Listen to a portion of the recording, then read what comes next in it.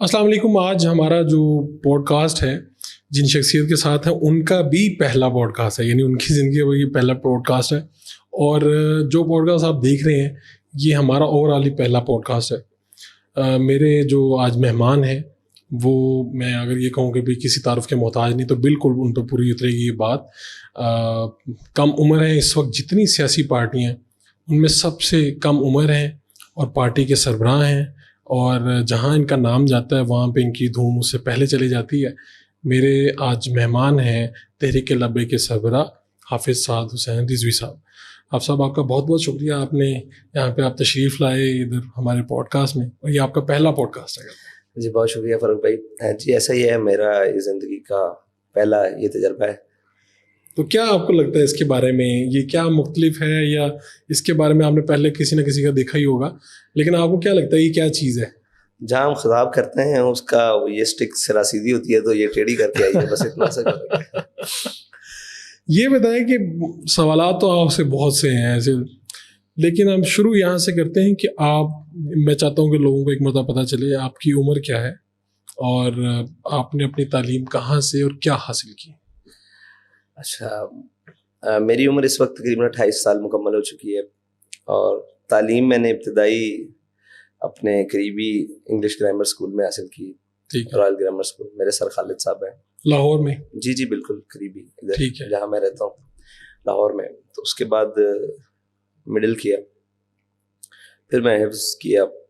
5 मुकम्मल करने के बाद, प्राइमरी के बाद मैं हिफ्ज़ में चला गया।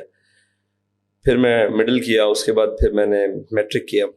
मैट्रिक करने के बाद फिर मैं दरस निज़ामी वाली साइड पर आ गया, तो फिर ये सिलसिला जारी रहा। तो फिर उसके साथ साथ छोटी बहुत चीज़ें थी। पंजाब यूनिवर्सिटी में एक वो टर्किश लैंग्वेज के लिए गए। अच्छा जी, आइल्स के लिए भी कहीं गए, सुपीरियर कॉलेज में भी कुछ दिन के लिए तब आजमाई करने गए।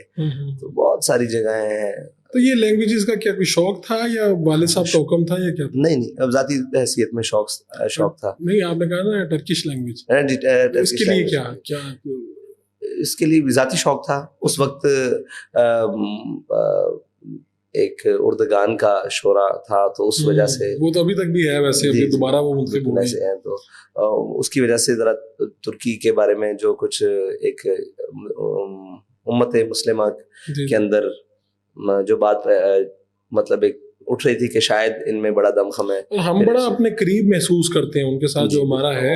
कोई ऐसे तो वाकई वहाँ पे जाके या उनकी बातें सुन के, इवन उनकी वो अगर आप देखें कि उनके जो ड्रामे वगैरह भी आए हैं, तो ऐसा लगता है कि उनकी सकाफत, उनकी तहजीब में इस्लाम की कहीं कहीं झलक बहुत गहरी मौजूद, बहुत गहरी। अच्छा, ये तो अब हुआ कि ऑल ऑफ सडन आप बन गए सरबराह, अपनी तहरीक के सरबराह बन गए, और ये पूरे पाकिस्तान में ये फैली हुई तहरीक है, हर हल्के में इनके आप लोगों के अच्छे खासे वोट हैं। तो आपने क्या सोचा था? आपने तो ज़िंदगी को किसी और तरह से सोचा होगा। खादिम हुसैन रिजवी साहब जो थे वो जिंदा थे, आप किसी ज़ुबान को सीखने का शौक़ रखते थे, कभी कुछ कर रहे होंगे। आपने अपनी ज़िंदगी के बारे में क्या सोचा था? अगर आप इस तरह पूछ लें कि ज़िंदगी का आपने मकसद क्या बनाया, तो बड़े सोचने के बाद ज़िंदगी का मकसद शहादत बनाया था। अच्छा, बड़े सोचने के बाद। क्यों? मतलब क्या आपके पीछे मोटिवेशन क्या थी? अल्लामा इकबाल। ठीक है, अल्लामा इकबाल को पढ़ के मतलब कि क्या मकसद है ज़िंदगी का, तो फिर यही पूछा कि शहादत है मतलूब व मकसूद मोमिन, न माले गनीमत न किश्वर कशाई। तो दोनों चीज़ों से बेनियाज होकर जो मोमिन चला जाए अल्लाह की बारगाह में, तो यही है ज़िंदगी। तो वालिद साहब वैसे क्या कहते थे? आप सबसे बड़े हैं भाइयों में, तो वालिद साहब आपको क्या कहते थे कि क्या करना चाहिए? वो उनकी क्या ख्वाहिश थी कि आप क्या करें? जी, उनकी ख्वाहिश ये थी कि पढ़ना है और उसके बाद अमली मुसलमान बनना है। तो मेरे अमल पर वो बहुत ज़्यादा खुश थे, और पढ़ाई में जो मेरी सुस्ती होती थी उस पर वो मेरे साथ नाराज़ भी रहते थे। और फिर लेकिन जब अमली तौर पर और कुछ पढ़कर चीज़ें बराबर बैलेंस करने की कोशिश करता था, तो फिर मेरे सामने तो नहीं, पीछे से कहते थे यार ठीक है।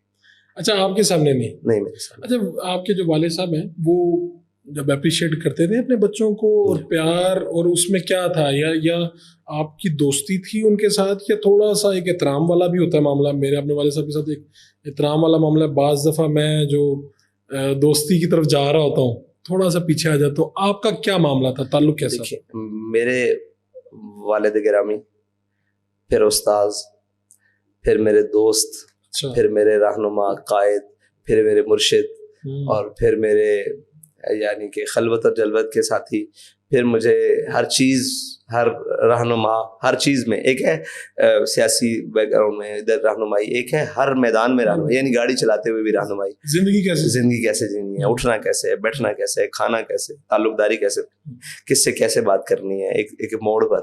تو پھر وہ بابا خواجہ فرید نے کہا نا میرا عشق بھی تو میرا یار بھی تو تو وہ والا حساب. تو بہت زیادہ جب ان کو پیار آتا تھا آپ پہ یا دیگر بچوں پہ تو کیا کس طرح سے وہ اظہار کرتے تھے اس کا؟ بلا لیتے تھے پاس اور گھنٹوں بٹھاتے تھے. اچھا. گھنٹوں بٹھا کر پھر باتیں کرنی، اور اگر کچھ کہنا بھی ہے تو کسی کی نصیحت کے ساتھ کہنا ہے، یعنی کسی بڑے ڈائریکٹ نہیں کہنا کہ یار یہ تمہارے اندر یہ خامی ہے، یہ نہیں کہنا، بڑی نصیحت کے ساتھ کہنا. اور ان کا توکل پر جو تھا نا وہ بہت زیادہ تھا کہ ہم کوئی بھی بات آگے کہنی ہے، کسی بھی کوئی خواہش کا اظہار کرنا تو کہنا کہ بیٹا یہ اللہ تعالیٰ کے اوپر توکل کرنے سے انسان زیادہ آسانی کرتا ہے. اور پھر وہ ہمیں زیادہ جو ہے نا اس میں پرسنلی بٹھا کر جو وہ بزرگان دین اور جو لوگ جنہوں نے زندگیاں گزاری ان کی زندگیوں کے بارے میں بہت زیادہ بتانا. یعنی کہ ہم نے بچپن ہی میں سے، یعنی کہ میری عمر شاید غالباً کوئی 7 سال ہوگی یا 6 سال ہوگی. اچھا. تو ہمارے گھر اخبار تو ڈیلی آتا تھا، ہماری اردو وہیں سے اخبار سے. ہاں جی اخبار سے. نہیں یہ والد صاحب کا حکم تھا یا شوق؟ نہیں وہ ہمارے سامنے پڑھتے تھے تو ہم بھی پڑھنا شروع ہو گئے. اور یقین مانے 7 سال سے یا 6 سال سے آپ کہہ لیں 7 سال سے زیادہ روشنی ہوتی اخبار، پھول کلیاں اور وہ تعلیم و تربیت اور وہ ایسی چیزیں ہمارے لیے، بچوں کی کہانیاں، یہ جی وہ ساری چیزیں. تو جیسے جیسے ارتقاء ہوتا گیا پھر پھول کلیاں سے باہر نکلے، پھر لائبریری میں چیزیں دیکھی، اچھا یہ بھی کام ہماری مطلب کی ہے، تہذیب الاطفال ہو گیا، یہ ہوگی یہ چیزیں. تو پھر وہاں سے آہستہ آہستہ ہر چیز میسر رہی نا گھر میں. تو پھر جہاں مسئلہ آیا یا ان کے سامنے کوئی لفظ بولا تو انہوں نے اس پر اصلاح کر دی. یعنی میں کہتا ہوتا تھا اکثر کہ میری زبان پر ایک غلط نام ہو گیا تھا کہ زبان بے فضول چیزیں، تو مجھے کہتے تھے ارے بے وقوف بے فضول نہیں ہوتا، یا فضول ہوتا ہے، اگر بے فضول ہو جائے تو پھر تو ایسی جو اصلاح تھی نا وہ گھر میں موجود تھی. ایک عام تاثر ہے کہ وہ بہت غصے والے تھے، تقاریر لوگوں نے سنی ہوگی، اسی وجہ سے تاثر بن گیا ہوگا. تو عام طور پہ آپ کے ساتھ اہل خانہ فیملی کے ساتھ کیسے تھے؟ بہت مطلب شفیق اور بہت پیار کرنے والے اور ہر لحاظ سے، لیکن ان کے ہاں اپنے اصول پر کمٹمنٹ تھی. وہ اصول کے نیچے آ کر تو وہ پھر کہاں پہ ایسا لگا آپ زندگی میں جب آپ نے ہوش سنبھالا کہ یار یہ میرے والد تو ہیں لیکن یار یہ اپنے اصول پہ کھڑا بہت بڑا آدمی ہے یار، یہ یعنی اس طرح سے سوچتا ہے نا بندہ. کوئی ایسا واقعہ ہوا؟ جی جب میں بیمار ہوا. اچھا. تو میری مطلب ذاتی حیثیت میں بھی ہر ایک کو جو ولی آدمی ہوتا ہے نا اس کو ہر ایک شخص کو یہ لگتا ہے کہ یہ مجھ سے سب سے زیادہ محبت کرتا ہے. ٹھیک ہے. اس کی ایک خاصیت ہوتی ہے، جو اللہ کا محبوب بندہ بن جاتا ہے نا اس کی ایک خاصیت ہو جاتی ہے کہ ہر شخص جس کے ساتھ اس کا تعلق ہوتا ہے اس کو لگتا ہے کہ میرے سے زیادہ اس کا کسی کا تعلق. تو میں بھی اسی غلط فہمی کا شکار ہوں، اسی غلط فہمی کا میں کہہ سکتا ہوں کہ شکار ہوں کہ میرے سے زیادہ ان کا کسی کا تعلق نہیں. تو جب میں بیمار ہوا اور بڑا شدید ترین حالت میں کیا، تو تب میں نے ان کو دیکھا نا کہ وہ پریشان ضرور تھے، یعنی کہ اس کو کیا ہو گیا یہ دائم ہے، لیکن میرے سامنے انہوں نے پریشانی کا کبھی اظہار نہیں کیا. میں ان کو کافی سارا تنگ بھی کرتا تھا، میری حالت بہت زیادہ غیر تھی. تو اس دوران جب وہ تیار ہو کر پریشانی کے بعد گھر میں سے تیار ہو کر بن ٹھن کر گھر سے باہر نکلتے تھے نا تو ان کے ماتھے پر کوئی سلوٹ نہیں دکھتا تھا. اور ان کی گفتگو جب میں سنتا تھا یعنی میرے تک پہنچی تھی کہ یار پریشان آدمی اتنی بڑی گفتگو. میں آج جب آپ بھی سنتا ہوں میرے رونگٹے کھڑے ہو جاتے ہیں کہ اتنا بڑا شخص کہ ایک زاویہ ہی بدل دیتا تھا اپنے آپ کو. کیسے بدلتا ہوگا؟ نہیں ہو سکتا، ممکن نہیں. گھر میں اتنی بڑی گھر پیچھے چھوڑا ہے جی، اور آپ کے سامنے بہت بڑی آڈینس ہے جو متاثر ہوتی ہے، آپ کی بات سنتی ہے، اس پہ عمل کرتی ہے، آپ جیسا بننا چاہتی ہے. تو آپ کو لگتا تھا کہ یار یہ بندہ کیسے، یعنی میں آپ کو سچی بات بتاؤں کہ میرے بچنے کی امید شاید 10% بھی نہیں تھی. میں ایسا اتنا سخت بیمار تھا. میں شاید مطلب وہ ایک لمبی داستان ہے، لیکن میں 3-4 ماہ میں شاید 3-4 گھنٹے بھی نہیں سویا ہوں گا. تو بہت شدت والا معاملہ, نہایت شدت والا معاملہ. ان کی محبت بھی اتنی شدید تھی اور وہ محبت کا اظہار بھی ان کا ہوتا تھا اور ساری چیزیں. اس کے بعد جب وہ گھر سے نکل کر جاتے تھے نا, تو وہ اپنے جب اس کو کرتے تو پھر میں آج بھی سوچتا ہوں اور اس وقت بھی سوچتا تھا کہ کیسے یہ پھر وہ اللہ کی خاص عطا ہے, اتنا بڑا شخص. پھر ہر پریشانی کے بعد جب وہ تیار ہو کر اپنے کاز کے لیے نکلتے تھے تو ایسے لگتا تھا کہ بندہ دو عالم سے خفا تیرے لیے. واہ. ہم نے ایک واقعہ سنا کہ وہ چونکہ خطیب تھے اور پہلے جو ان کا گورنمنٹ کے ساتھ رہا معاملہ, تو جب انہوں نے, اب غالباً کیا ہوا تھا, لی ریٹائرمنٹ لے لی یا چھوڑ دی تھی نوکری یا کیا ہوا تھا, اور بعد میں ان کے کوئی بنتا تھا معاوضہ اور وہ لے کے آئے لوگ تو انہوں نے انکار کر دیا. کیا ہے یہ واقعہ, سچا ہے کیا؟ یہ واقعہ ایسے ہے کہ پہلے مشرف دور میں لوگوں نے مطلب سوشل میڈیا آیا اور باقی ساری چیزیں آئی, اللہ نے ایک اپنے بندے سے حجاب اٹھانا تو وہ بہانے بنے ساری چیزیں. لیکن وہ تو آپ کو میں آج بھی 1998 کی تقریر یا 2000 تقریباً تقریر سناؤں تو آپ حیران ہو جائیں گے کہ یہ شخص مشرف کے بارے میں یہ بات کر رہا ہے, اور سرکاری ممبر پر بیٹھ کر, شہاب المالی کے ممبر پر بیٹھ کر, جو سرکاری اوقاف کی مسجد, بڑی سخت مخالفت کی افغانستان پر اڈے دینے پر, اور ایسی گفتگو کی آپ حیران رہ جائیں. تو آج بھی نہیں آتا تھا وہاں سے, جی آیا نا اس کا فیڈ, وہاں سے نوکری سے فارغ کر دیا. نوکری سے صرف اس وجہ سے فارغ ہوئے, اس وجہ سے کہ آپ سرکاری معاملات پر کیوں گفتگو کرتے, سرکاری ممبر پر بیٹھ کر. تو وہ کہتے تھے کہ یہ ممبر سرکار کا نہیں ہے, یہ ممبر اس سرکار کا ہے جنہوں نے ہمیں بتایا کہ آپ نے حق بیان کرنا ہے, اوپر کوئی بھی بیٹھا ہو, ہمیں حاکم سے غرض نہیں ہے, ہمیں حق سے غرض ہے. تو وہ حق بیان کرتے تھے اس وقت جو بات. تو یہ معاوضے والی کیا بات ہے کہ اچھا یہ چلتا رہا, پھر وہ وہاں سے ختم ہو گئے, پھر ان کو پیر مکی علیہ رحمہ بھیج دیا. ٹھیک ہے, دربار پیر مکی علیہ رحمہ, حضرت عزیز الدین مکی رحمۃ اللہ تعالیٰ علیہ کے مطابق. پھر وہ کہا, اس میں مجھے اعزاز حاصل ہے کہ انہوں نے قرآن پاک سنایا.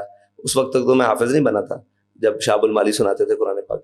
تو اس سے پہلے گجرات میں ایک بزرگوں کا دربار ہے, وہاں پر پہلی دفعہ ان کی اپوائنٹمنٹ ہوئی تھی. پھر وہاں سے یہاں شفٹ ہو گئے, وہ بھی جو سرکاری طریقہ کار ہوتا ہے لاہور میں. تو شہاب المالی میں تقریباً غالباً کوئی 6 مصلے سنائے ہیں, مطلب 6 سال تراویح سنائی ہے رمضان کی. تو 6 سال میں تقریباً 4 سال یا 6 سال ہی میں ساتھ رہا ہوں, صحیح ذہن میں نہیں ہے, میں دیکھوں گا چیک کروں گا. تو 6 سال ہی تھے جتنے سال انہوں نے وہاں سنائی ہے. پہلے میں 10 پاروں کا حافظ تھا تو ساتھ لے کر جاتے تھے, آخر سے میں نے شروع کیا تھا تو آخری 10 پاروں میں جاتا تھا. پھر ایسے جیسے جیسے قرآن پاک مکمل ہوتا میں تو وہاں سامع میں ہوتا تھا. تو تراویح ان کے ساتھ پڑھی 27 تراویحاں. تو وہ پیر مکی علیہ رحمہ جمعہ پڑھاتے. اب یہاں پر ایک بڑی انٹرسٹنگ بات ہے, یہ یاسین پہلوان صاحب ہوتے تھے, بلال یاسین کے والد. اچھا, بہت زیادہ ان کا آپس میں تعلق تھا ان کے ساتھ. اچھا ہاں, یاسین پہلوان شاید بلال صاحب کی والدہ کے چیلم پر یا ان کے کسی خاندان پہ چیلم پر, جب ان پر بڑا مشکل وقت ہے نون لیگ کا پر, تو حمزہ شہباز صاحب بھی آئے تھے وہاں 40ویں پر. تو وہاں ان سب نون لیگ کی کریم بیٹھی ہوئی تھی وہاں پر, جو پھر ان کو انہوں نے بتایا, مشرف کا دور تھا کہ آج بھی باز آ جاؤ, یہ جناب بلا سبب بلا وجہ آپ کے اوپر یہ ساری چیزیں نہیں آئیں. آپ کے بھی کچھ یہ معاملات ہیں, سود والا معاملہ تھا, جو وجوہات آپ کے اوپر ساری پتہ. تو صاحب ظاہر ہے جب جو بندہ مشکل میں ہوتا ہے وہ تو کہتا ہے کہ ٹھیک ہے. پھر اقتدار آنے کے بعد چیزیں بدل جاتی ہیں. پھر جب اقتدار آیا نون کے پاس دوبارہ, غالباً 8 میں آیا پنجاب کا اقتدار, جی 8 میں آیا, تو وہاں بھی پھٹے چلتے رہے, لیکن یاسین پہلوان کھڑا ہو جاتا تھا. اچھا, وہ بابا جی کے ساتھ کھڑا ہو جاتا, بالکل پورے اوقاف کے سامنے. وہاں بھی ٹکنے والی کوئی بات نہیں تھی, کیونکہ وہ تو اپنی فلو میں مشرف دور کے اندر ہی مشرف کے, یعنی یہ نہیں ہوا کہ مشرف کا دور ہے چلو آپ نواز شریف کو رگڑ لیں. اچھا نہ یہ نہیں ہوا. ٹھیک ہے, یہ روایات میں ہماری نہیں ہے. تو وہ معاوضے والا وہ رہے گی جی, آگے جا رہے ہیں نا, کیونکہ یہاں سے تو معاوضہ. تو یہ یاسین پہلوان صاحب کھڑے تھے اور جمعے پہ کہتے تھے پہلوان اپنے پتر کو سمجھا.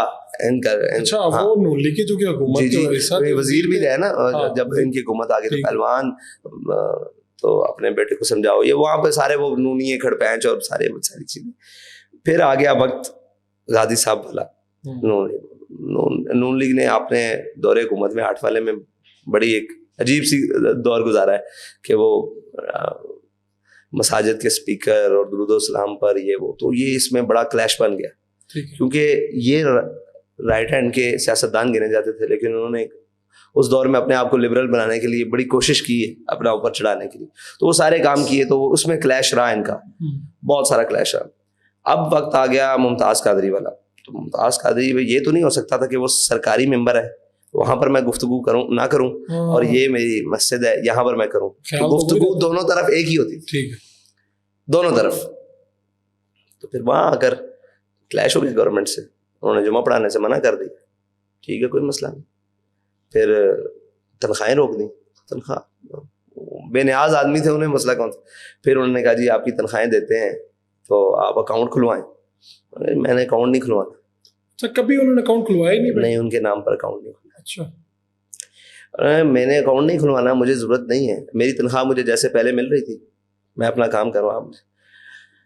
انہوں نے کہا کہ جی اچھا نائب امام کے نام پر اکاؤنٹ کھلواتے ہیں, جو ان کے نائب تھے اس کے نام پر کھل گیا, تنخواہ آنی شروع ہو گئی, تنخواہ مل رہی ہے, یعنی کہ معطل ہو چکے ہیں لیکن تنخواہ مل رہی ہے. تھوڑے دنوں بعد تنخواہ بھی بند ہوگی. پوچھا نہیں کہ کیوں بند ہوئی. تھوڑے بعد انہوں نے کہا جی آپ ریٹائرمنٹ لے لیں, آپ کو بالکل ڈسمس کیا جا رہا ہے. ڈسمس کر دو. اب جب ڈسمس کا مسئلہ آیا نا, تو اوقاف میں جتنے بھی لوگ ہیں سارے لوگ وہ جانتے تھے بندہ تو حق پر ہے, ہر ایک کو اپنی آخرت کی تو پرواہ ہے نا. اب انہوں نے پرسنل رابطے شروع کیے. وہ بابا جی کے بڑے اچھے دوست بھی تھے, علامہ مولانا قاری عارف صاحب, وہ صوبائی خطیب تھے, اور ان کی بڑی آپس میں بڑی گہری دوستی تھی. تو ان کے صاحبزادہ صاحب بھی بڑے اچھے آدمی ہیں, میرے ساتھ ان کا تعلق ہے الحمدللہ. تو وہ ان کے ساتھ جب ہوا نا, تو وہ آ گئے گھر پہ. انہوں نے کہا جی کوئی طریقہ کار, مطلب کوئی سیٹل کریں, آپ ریٹائرمنٹ لے لیں آپ وقت سے پہلے. میں نے حق بات کی ہے, میں ریٹائرمنٹ کیوں لوں. انہوں نے مجھے ڈسمس کرنا ہے تو جو بھی کرنا ہے کریں کاروائی. وہ بڑی لمبا, میرے خیال سے کچھ مہینے تک یہ بات چلتی, نہیں لی. انہوں نے کہا جی اچھا یوں کریں کہ آپ ریٹائرمنٹ بھی نہ لیں, سارا کچھ ہم سیٹنگ کر لیتے ہیں, آپ اپنے بیٹے کا نام دے دیں, اس کو ہم سرکاری خدمت. کہا جس کا باپ جس وجہ سے جا رہا ہے, میں اپنے بیٹے کو یہ کہوں کہ تو نہ حق نہیں بولنا وہاں پر, یا تو اس کو. کہا اللہ تعالیٰ ان چیزوں سے ہمیں بے نیاز کر دے گا. آپ کو کس نے کہا کہ یہ چیزوں کی ضرورت ہوگی. یہ جو جملہ تھا میری زندگی کا سارا. دیکھیں آپ اس وقت کی, میرے خیال سے یہ 2010-11 کی بات ہے, 45-65 ہزار کی تنخواہ تھی, بڑی تنخواہ, اور پھر سرکاری جاب, اور 17 میں یہ 16ویں اسکیل کی جاب ہے, مطلب خطیب کی, اور ایک 16ویں نہیں ہوگی تو 15ویں 12ویں چلنے کی, اتنے ہوگی میرے خیال سے. اچھی لوگ تو روتے ہیں اس کے لیے, تو نہیں ضرورت نہیں ہے. کہا آپ نے بیٹے کا نام دے دیں. کہا اس کی ضرورت بالکل بھی نہیں ہے. کہا اس کو, اور میری طرف دیکھ کر کہا ان چیزوں سے تو اللہ بے نیاز کر دے گا. اور وہ دیکھیں اس شخص, مطلب اس مرد آہن کی وہ جو یقین ہے اللہ پر, یہ تو چیزیں حیثیت ہی کو, اور یہ کہا ان کی تو حیثیت ہی کچھ نہیں, ہم تو وہاں کسی مقصد کے لیے جاتے تھے. یہ کس نے کہا کہ ہم نوکری کا مزہ لینے, اور یہ ہم تو اپنے نظریے کے لیے جاتے تھے. ٹھیک ہے وہاں نہیں تو یہاں. اور یہ پڑھا ہوا تب بھی کہ لطف سجن دم بدم کارے سجن گاگا انجوی سجن بابا دے انجوی سجن, وہ تو بس یہ پڑھا اور اس کے بعد جانے دیا. اب یہ وہ تھا, انہوں نے کہا جی پینشن لے لیں. کہا آپ پینشن بھی نہیں, یعنی ارلی ریٹائرمنٹ کا صورت بنا دیتے ہیں, پینشن لے لیں. انہوں نے کہا پینشن, شاید اکاؤنٹ میں آج بھی پیسے پڑے ہوں, اکاؤنٹ میں, اسی اکاؤنٹ میں, وہ اکاؤنٹ ہے ہی نہیں ہمارا, لہٰذا پیسے نکلوانے کے نہیں, وہ پتہ نہیں انہوں نے نکلوائے ہوں گے, یعنی پیسے بھی نہیں لیے پینشن. کہا نہیں, میں حق بول رہا تھا جب تک میں اپنی کام کر رہا تھا, تنخواہ لے رہا تھا. جب انہوں نے مجھے معطل کیا, انہوں نے کیا ہوا تھا, میں اپنے کام نہیں چھوڑا, تب تک تنخواہ لے رہا تھا. اب آ گئی یہ بات کہ مجھے یہ نہیں بات کرنا دیں گے, تو یہ ختم ہو گئی بات. اب یہ اس طرف ہے. کہا میں ان سے پینشن بڑے اچھے طریقے سے وصول کر لوں گا, یہ وقت آئے گا. بس یہ بات. کیا ہوا خادم حسین رضوی صاحب کا, یہ ان کا جو معذوری تھی وہ حادثہ پیش آیا تھا. جی, اور ڈرائیور سو گئے. کیا ہوا تھا؟ ڈرائیور سو گیا تھا, گاؤں جا رہے تھے اپنے دادا ابو کے. 30 اپریل کو ان کا وصال ہوا. ان کے نام پر مسجد شروع کی, تو وہ مسجد کی بنیادیں رکھی, اور تقریباً 8-9 جولائی کو تلا گنگ جا رہے تھے. ڈرائیور تھا, تو ڈرائیور کو نیند آ گئی موڑ پر. وہ موڑ مجھے گزرتے ہوئے دکھاتے بھی تھے, یہ موڑ آج بھی وہاں موڑ مجھے یاد ہے. وہ موڑ وہ کہتے تھے کہ یہاں پر, میں نے جب اس کی طرف دیکھا تو وہ ایسے اونگ رہا تھا. میں نے بس اسے کہا لیاقت بس ایک ہی کر رہے ہیں. کہتے ہیں گاڑی اتر گئی نیچے, نہ گاڑی کو کچھ ہوا, نہ ڈرائیور کو کچھ ہوا, کچھ بھی نہیں ہوا. صرف وہ گاڑی اور اس کے درمیان جو ایک راڈ ہوتا ہے وہ ان کی کمر پہ لگا, سیٹ اور جو نیچے ڈیش بورڈ کے درمیان راڈ ہوتا ہے وہ ان کی کمر پہ لگا ہوا. ظاہری طور پر تو کوئی ایک بلڈ کا شاید قطرے 2 بھی نہیں نکلے کہیں سے, لیکن وہ بیک بون کو ہٹ کر گئی اور پھر اسپائنل کارڈ بھی ہٹ ہو گئی. پھر وہ ڈاکٹر عامر عزیز صاحب نے گرکی میں, وہ بھی زندگی کا ایک ٹرننگ پوائنٹ تھا. میں بس ایسے. تو آپ نے یعنی یہ آپ کی عمر کیا ہوگی جب یہ حادثہ ہوا؟ 2009 میں میں 14 سال کا تھا, بہت چھوٹے تھے. 14 سال کا, 13-14 سال. آپ کے لیے بھی بڑا صدمہ, اور اچانک یہ کیا؟ میں اچانک میں کلاس میں بیٹھا ہوتا ہے, تجوید کی کلاس میں بیٹھا ہوتا. اچھا. تو میری بات کروائی کسی نے آ کر, غالباً مجھے کسی نے آ کر کہا کہ استادوں کا ایکسیڈنٹ ہو گیا. میں کون سے استاد ہوں؟ آپ کے ابو کا. رات کو بھی 3 بجے تک تو مہمان بیٹھے ہوئے تھے, کھانا کھلایا, پھر صبح میں پڑھنے کے لیے چلا گیا. تو وہاں میں جو ٹاؤن پڑھتا تھا اس ٹائم, اب 1 بلاک میں, تو جامعہ فاروقیہ رضویہ میں. تو بس وہ اچانک کسی نے آ کر بتایا کہ ایکسیڈنٹ ہو گیا. میں نے جب بات کی تو مجھے انہوں نے کہا کہ میرا ایکسیڈنٹ ہو گیا, تو کمر میں چوٹ لگ گئی. میں تو صاف ظاہر ہے آنسوں سے رونے لگ پڑا. اس وقت آپ کو سمجھ نہیں آئی ہوئی اس کی سنگینی کیا ہوگی؟ ایک دم ایک مطلب میں گھر کی طرف آیا تو میں نے رابطے شروع کیے. پھر وہ ہمارے چاچو ہیں ڈاکٹر لال حسین صاحب, ان سے بات ہوئی غالباً, اور باقیوں سے. انہوں نے کہا جی ہم لاہور لا رہے ہیں ایمبولینس میں. لاہور آ رہے تھے, گرکی ہاسپٹل میں آ گئے. تو پھر میں سامنے گیا, بیلٹ لگی ہوئی تھی, آپریٹ نہیں ہوا تھا, صبح آپریٹ ہونا تھا. پریشان نہیں ہونا, تگڑے رہنا. میں ٹھیک ہوں, انہوں نے کہا. اچھا. مجھے بلایا سامنے, پریشان تو نہیں. میں کیسے کہتا نہیں, اور تگڑے رہنا ہے, کچھ نہیں ہے, اللہ خیر کرے گا. بس پھر وہ اس کے بعد پھر ایک اور چیز آئی, وہ بڑی عجیب تھی.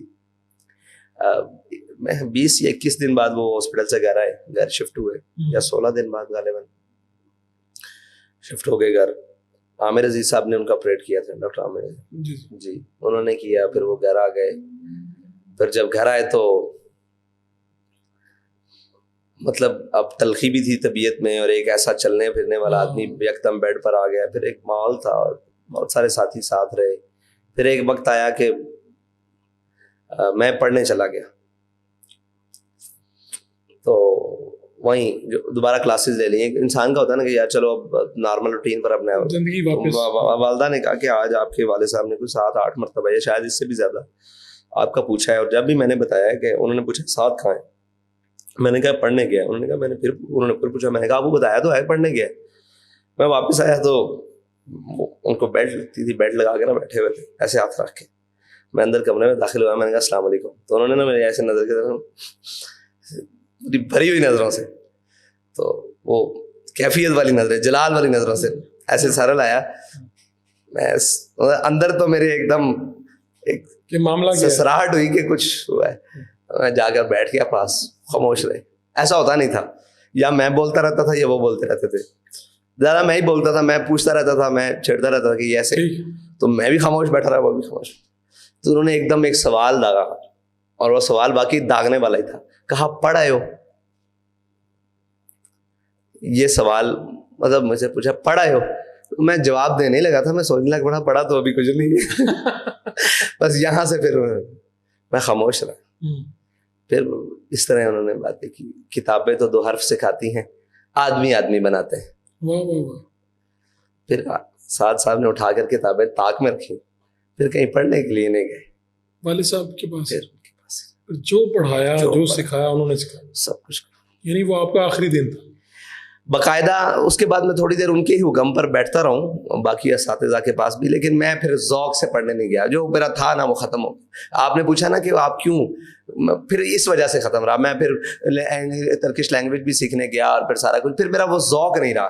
پھر میرا ذوق یہ تھا کہ میں کہیں بیٹھا ہوتا تھا, میرا خیال پیچھے لگ جاتا تھا. ہاں, کہ اگر وہ یہاں ہوتے تو وہ کیا کہہ رہے ہوتے, پھر میں ان کے پاس چلا جاتا تھا. ایسا میں کوئی بات سنتا تھا, کوئی بات پڑھتا تھا, کوئی واقعہ, تو میں کہتا تھا اچھا ان کا تبصرہ کیا ہوگا, میں اٹھا کے بات ان کے پاس لے جاتا. تو اکثر یہ بھی ہوتا تھا کہ میں, ایک ہمارے سر ذیشان صاحب تھے, اللہ ان کو خوش رکھے, وہ کیمسٹری کے یا فزکس کے پروفیسر ہیں پنجاب یونیورسٹی میں, شاید ابھی بھی ہوں گے, بہت قابل آدمی, بہت قابل آدمی. تو ان کے پاس میں میتھ پڑھتا, وہ اکثر میرا خیال آتا تھا, تو میں ان کے پاس چھوڑ کر سیدھا بابا جی کے پاس چلا جاتا تھا, اور وہ بات چھوڑ لیتا. بس وہ پھر ایک ایسی لگ گئی کہ پھر ساتھ ہی رہے. پھر اس لیے کہیں دل نہیں لگا. میں آرٹس کے کورسز کے لیے بھی گیا, اور دنیا دیکھی, بیٹھے پڑھے. تو شاید اتنا بھرا ہوا آدمی مل گیا کہ مجھے سارے استاد خالی خالی لگتے تھے. آپ کو لگا کہ یار وہ کمی تو وہاں پوری ہو گئی. یقین جانے میں بڑے بڑے لوگوں کے ساتھ بڑے بڑے پاس بیٹھا, لیکن مجھے تشنگی رہ گئی کہ یار مطلب وہ اس لیے رہ گئی کہ کردار میں بات اور تھی, گفتار میں بات اور تھی. آپ کسی کو فقر کا سبق دے رہے تھے اور خود معاشیات اور معیشت کے پیچھے زندگی کی دوڑ لگا رہے تھے. تو پھر مجھے یہ جب تضاد نظر آیا نا, پھر میں وہ تو بات میں یہ ان کا مطلب تکیہ کلام کہہ لیں کہ جس کا عمل بے غرض ہے اس کی جزا کچھ ہو رہا ہے. عرو خیام سے گزر بادہ و جام سے گزر, یہ کہتے تھے نا. تو میں کہتا تھا اس کی جزا کون ہے جس کا عمل بے غرض ہے؟ تو کہا کہ اللہ نے کہا روزہ میرے لیے ہے, اس کی جزا میں خود ہوں. اب کیا مانا لوگ اس کا؟ میں چپ کر جاتا تھا کہ ٹھیک ہے. تو اس کی جزا, اور پھر سمجھ آئی کہ جزا کیا ہوتی ہے, کہ ان کی زندگی نے بتایا نا کہ کیا کیا جزا ہوتی ہے. تو پھر بس اس لیے تشنگی رہی کہ کسی کے پاس بیٹھے بھر نہیں سکے. بڑی بڑی محافل میں بیٹھے, بڑے بڑے دوستوں کے ساتھ, یہ پارٹی ہاؤس میں بیٹھے, بڑے لوگ دیکھے, ہر چیز دیکھی, ادب اور ہر چیز میں بیٹھے دیکھے, چوپال کی بیٹھکیں کی, اور بڑا ایک دنیا, لیکن خالی رہے. مطلب وہ کوئی ایسا چیز نہیں نظر آئی کہ جو ہر راستے میں, ہر سمت میں سیل رواں ہو. یعنی لوگ خالی ہو جاتے تھے. خالی اس لیے ہو جاتے تھے کہ ہمیں عادت پڑ گئی تھی کہ ہم مطلب میں اب یہ سمجھتا ہوں کہ میں اوپر سے نیچے آ رہا تھا, نیچے سے اوپر والا فیل نہیں ہوتا. جی یہ تو پتہ ہے جی, کیونکہ کسی سے بات کرتے تھے نا 8 سے 10 منٹ بعد وہ اپنا علم خالی کر لیتا, ختم ہو جاتا تھا نا. تو ہم تو بابا جی کو دیکھتے تھے, وہ تو سیل رواں تھے. جس موضوع پر بحث کی ہے تو وہ ہماری رات گزر جاتی تھی. بعض اوقات ایسا بھی ہوا ہے کہ وہ عقل و دل و نگاہ کا مرشد اولی ہے, عشق نہ ہو تو شرو دی بتکدہ تصورات پر گفتگو کرتے کرتے میرے خیال سے غالباً 46 عربی کتب اور باقی جو اردو کتب تھی وہ میں نے گنی نہیں, 46 عربی کتب ساری رات میں لائبریری سے نکال کر لاتا رہا. اس شعر کے اوپر ہی بات نکل رہی. اور ایک رات ایسی بھی آئی کہ یہ شاید یہی شعر تھا یا اس طرح شعر گزارتے ہوئے ہم نے پوری کلیات اقبال چھان لی. یعنی کہ رات تراویح پڑھ کے بیٹھے اور صبح سحری کے ٹائم والدہ نے کہا اب سحری کرو, ٹائم ختم ہو رہا ہے. تو ہمیں یہی خیال نہیں رہا. ایسے بھی حالات ہوتے. اب اس شخص کے پاس بیٹھنے والا وہ 10 منٹ والے کے پاس بیٹھے گا, جو مطلب آپ کہیں کہ 100 cc والا اور ایک جس کی لمٹ ہی نہیں ہے, تو 70 چلانے کا میچ. تو اس وجہ سے آپ کے والد صاحب خادم حسین رضوی صاحب, ان کی وفات کے اوپر بہت سے لوگ ابھی بھی مطمئن نہیں ہیں. لوگ طرح طرح کی باتیں کرتے ہیں کہ یہ اچانک کیسے ممکن ہوئی, کیا ہوا, اور لوگ کہتے ہیں کوئی سازش ہے, ان کو کوئی زہر دیا گیا. یا آپ کو کیا لگتا ہے, آپ آخری وقت میں ان کے ساتھ تھے, کیا ہوا تھا, کیسے ہوئی تھی؟ ان کو بخار تھا, اس بخار کی حالت میں وہ تشریف لائے تھے فیض آباد, اسلام آباد, دلی میں, اور واپسی پر بھی بخار تھا. نارمل ان کو زیادہ کیپیسٹی کی دوائی سے نا بخار چڑھ جاتا تھا. تو ہم بالکل, یہ بچوں والا سیرپ نہیں ہوتا پیناڈول, اس سے ان کا بخار, ان کی بیماری بالکل ٹھیک ہو جاتی تھی. کیونکہ نہ وہ بلڈ پریشر کے مریض تھے, نہ ان کو شوگر تھی, نہ الحمدللہ کوئی ایسی چیز نہیں تھی, بالکل نارمل تھا. تو نارمل سی مطلب بخار کی شروع کر دیں کہ یار یہ پیتے ہیں. تو بس سارا دن میں پاس بیٹھا رہا, تقریباً میں 11 گھنٹے آخری دن ساتھ ہی رہا, اور گفتگو بھی کرتے رہے, اور بڑی زبردست. اور شوربے والا سالن ذرا شوق سے کھاتے تھے, تو خود بنوا کے کھایا, بلکہ روٹی توڑ کے بیچ میں. یہ ساری چیزیں رہیں. اب ہمارے سامنے تو کوئی ایسی اس وقت تک انہوں نے کہا لاؤ تھرمامیٹر خود رکھا ہوتا تھا, خود چیک کرتے تھے اپنا ٹیمپریچر, وہ بھی چیک کیا. اب تو پہلے 103 تھا, جب واپس آئے پھر 101 رہا ایک دن. کہتے ہیں یار آج تو نارمل ہے, 100 تک آ گیا ہے, بلکہ نیچے آ گیا. تو ایسی کیفیت رہی, بالکل نارمل حالت میں رہے, کوئی ایسی کیفیت نہیں رہی کہ جس سے کو بندہ کہتا کہ مطلب تکلیف میں ہے یا کوئی ظاہری حالت. تو بالکل نارمل. بس اتنی سی دیر لگی ہے کہ ایسے اٹھ کر باہر آئے ہوں, اور والدہ نے شاید دودھ کا کپ بنایا, اتنی دیر میں انگوٹھی بھی اتار کر ہر چیز رکھی ہے, رضائی پر لی ہے, نیچے کی. بس اس سے پہلے انہوں نے ساری چیزیں اتار کے رکھی ہیں, گھڑی, ہلکا کی ہے, اور ٹوپی ساری ٹیبل کے اوپر رکھی ہیں. اور یہ ان کا کمال تھا کہ رضائی پوری منہ کے اوپر لے کر سوتے تھے. اچھا, کپڑا بھی گرمی سردی میں اگر کپڑا بھی لیا تو وہ پورا منہ پر لیتے تھے, تو وہ پورا اوپر تک کیا ہوا تھا. انہوں نے آواز دی, نہیں لی آواز نہیں, بس اتنی سی. تو آپ لوگ ہاسپٹل لے کے گئے؟ جی میں خود لے کر گیا. ٹھیک ہے, شیخ زائد میں لے گیا. تو جب آپ لے کے گئے کیا کہا انہوں نے؟ اب میں جس وقت پہنچا فوراً میں نے پمپنگ سٹارٹ کی, میں نے سانس دیا, اور میں نے مطلب یہ کیا, تو پورا کوشش کی کہ سمجھ ہی نہیں آئی نا کہ کیا جی کروں. آپ دیکھیں نا یکدم پورا آوازیں دی یہ دیا, پورا جتنا میرے میں زور تھا میں ان کو پمپ کرتا رہا. بس درمیان میں یہ افواہیں کیا ہیں کہ وہ دوبارہ سے کوئی سانس بحال ہو گئی, زندہ ہو گئی, پتہ نہیں کیا ویڈیوز آتی رہیں اس وقت. اس وقت کا مجھے کچھ یاد نہیں ہے کہ کیا کچھ ہوتا رہا. اب اس وقت کیا ہوا تھا. ٹھیک ہے, آپ کیا سمجھتے ہیں, سوچتے ہیں, کیونکہ آپ کا وقت بہت گزرا, آپ ان کے بڑے بیٹے ہیں, خادم حسین رضوی صاحب, کیا سمجھتے تھے کہ ان کے بعد ان کی جو تحریک ہے اس کی قیادت آپ اس کے لیے موزوں ہیں؟ کیا وہ آپ کو اس تحریک کی قیادت دیتے؟ نہیں, نہ دیتے, کبھی بھی نہیں. ان کو پتا تھا میں ایک جذباتی آدمی ہوں, میں ایک بہت سخت موقف رکھنے والا آدمی ہوں, اور میرے نزدیک مطلب میری وہ طبیعت سے تو ان سے زیادہ کون واقف ہو سکتا. یہ اوصاف تو ان کے اندر بھی تھے, سخت بھی تھے موقف. لیکن وہ صاحب سر ہے, ایک یہ بھی تو ہے نا کہ انہوں نے جو اسلام پڑھا تھا اس میں بیٹے کی گنجائش نہیں, اور جس اسلام پر وہ چلتے تھے اس میں بیٹے کی گنجائش نہیں. تو اس کا مطلب یہ ہے کہ اگر ان کو کہا جاتا کہ تحریک کی سربراہی, تو وہ آپ کو آپشن کے طور پہ بالکل بھی نہ دیتے. ایسا ہوا نا جب وہ جیل میں گئے تو میں 5-6-7 دن کے لیے, ڈاکٹر شفیق امینی صاحب سربراہ بنے, وہ بھی گرفتار ہو گئے تھے 5-6-7 دن کے لیے. میں ان سے ملاقات کے لیے گیا, کہا تو بڑا سربراہ بنے پھر میں کہ تو میں بس انہوں نے مجھے اتنا کہا, مجھے سمجھ آ گئی کہ انہیں اچھا نہیں لگا. ان کو بالکل اچھا نہیں. پارٹی کے پاس آپشن نہیں تھی. جی, پارٹی کے پاس آپشن بندے ہی کوئی نہیں تھا نا باہر. ہاں, تو جو باہر تھا ہونا تو اس نے لیڈ کرنا تھا. جی سارے گرفتار ہو گئے. تو بڑا سربراہ بنے پھرنا, جی بڑا سربراہ بنے پھرنا. میں نے کہا لگتا ہے, میں نے اگلے دن آ کے ان کو کہا اجلاس طلب کریں, جتنے لوگ باہر ہیں, 3 سے 4 لوگ ہم باہر تھے, وہ ایک اسلام آباد میں اجلاس طلب کیا. اس میں وہ اپنے جو آپ بھی ہمارے سرپرست ہیں, میں نے ان کو امیر بنا دیا. اگلے دن میں کہا اچھا دوبارہ ملے پھر جا کے, اور آپ نے کیا کہا؟ میں کہ جی میں اپنی ذمہ داریوں سے سبکدوش ہو گیا. مسکرا پڑے, بس ان کو سمجھ آ گئی کہ میرے اشارے کنائے کو سمجھتا ہے. کہا انہوں نے اتنا ہی تو بڑا سربراہ بنا پھر. جو اس وقت لوگ موجود ہیں آپ کی تحریک میں, یا جو کچھ علیحدہ بھی ہو گئے, اختلاف بھی ہو گئے, ان میں سے کسی کے اوپر ان کی تھی کوئی بات جن کو وہ چاہتے تھے کہ اگر میں کبھی مجھے کچھ ایسا ویسا ہو, گرفتاری یہ وہ, تو ان میں سے کوئی بندہ پارٹی کی سربراہی کر سکتا ہے ان کے؟ ہاں یار, اتنی بڑی شخصیت اور اتنی بڑی بات انہوں نے ہمارے سامنے تو کبھی اظہار نہیں کیا. اگر کسی کے سامنے کوئی آ کے کہتا ہے ہمیں, تو ہم ماننے کے لیے تیار ہیں. لیکن آپ کے سامنے کبھی ایسا اظہار نہیں, ایسی بات نہیں کی. قائدانہ صلاحیتیں تو وہ مانتے ہی نہیں تھے کسی میں. اچھا, وہ نہیں مانتے تھے کسی کی, وہ بڑے بڑے لوگوں کی نہیں مانتے تھے. یہ تو کچھ بھی نہیں ہے نا, ہم سب کی حیثیت کچھ بھی نہیں ہے. بڑے بڑے لوگ جن کا نام اور تھوڑی ہے, یہ تو مذاق ہے, قوم سے مذاق کرتے ہیں. بڑے بڑے لوگوں کو وہ تو ایسے ایسے موقع پر, بلکہ بڑے بڑے سینئرز کو کہا, انہوں نے کہا ابھی نعرہ لگایا ہے, جینا ہوگا, مرنا ہوگا, درنا ہوگا. انہوں نے کہا جی یہ نعرے ہی ہوتے ہیں. میں قوم سے جھوٹ بولتے ہو. اچھا, ہاں, قوم سے مذاق کرتے ہو. وہ کہتے تھے کہ یہ نعرہ نہیں ہے, کہہ دیا تو بھائی بیٹھ. ہاں, کہہ رہے ہیں یہ کہاں کا مذاق ہے. آپ قوم کو کہہ رہے ہو جینا ہوگا, مرنا ہوگا, درنا ہوگا, جب تک ہمارے مطالب, تو شام کو کہہ رہے ہو چلو آؤ جی چلیں گھر میں. یہ تو قوم سے مذاق کر رہے ہو. تم لگاؤ ہی نہ نعرہ, تم بات ہی نہ کرو. بات وہ کرو جس پر پورا اترنا ہے. کسی کو اس طرح کی بات ہے نا, یہ تو جھوٹ پر لے.